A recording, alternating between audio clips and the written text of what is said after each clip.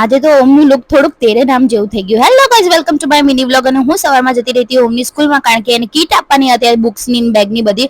પછી ત્યાંથી એના ફ્રેન્ડ્સના ઘરે ગયા, થોડીક વાર રમ્યો, પછી ત્યાંથી અમે લોકો સીધા જતા રહ્યા હતા એના પપ્પાને લઈને હેર કટ કરાવવા, કારણ કે એના 15 દિવસે એટલે વાળ વધી જાય છે. પછી તો આજે મેં કહી દીધું કે ભાઈ ઓમને હેર કટ કરાવજો, એટલે અમે આજે લઈ જ ગયા એને ફાઇનલી. અને અમે શાંતિથી આ રાહ જોતો, અને આજે આ મને જોઈને એટલું બધું નાટક કરતો હતો, નકરું બગ બગ, મમ્મી આ વાગે છે, મમ્મી પેલું વાગે છે, મમ્મી આ થાય છે, મમ્મા તે થાય છે. એના પપ્પા જોડે ને નાટક ના કરે, પણ મારી જોડે તો આજે એટલા બધા નાટક કર્યા હતા ને.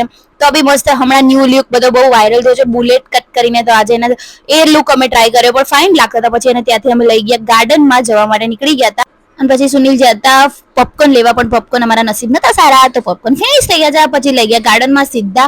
અને આ ભાઈ સાહેબ માટી જોવે ને એટલે ગાંડો ગાંડો થઈ જાય. થોડી વાર માટીમાં રમ્યો, થોડી વાર સ્લાઇડ ખાધી, બધું કર્યું, પણ માટી એની ફેવરેટ છે, માટીમાં રમે ને એટલે તો જ એનું ગાર્ડનમાં આયેલું સફળ થાય. પછી એ જતો રહ્યો તો હિંચકા ખાવા માટે, બહુ બધા હિંચકા ખાધા. આજે તો હવે જાતે ખાતા શીખી ગયો છે, એટલે બોલે જાતે ખાતા હતો. પછી એને ડકમાં બેસવું હતું, એટલે આપણે એને બેસાડી દીધું ડકમાં, અને ભાઈ ઘડી રાઉન્ડ રાઉન્ડ ફરાવડાયો.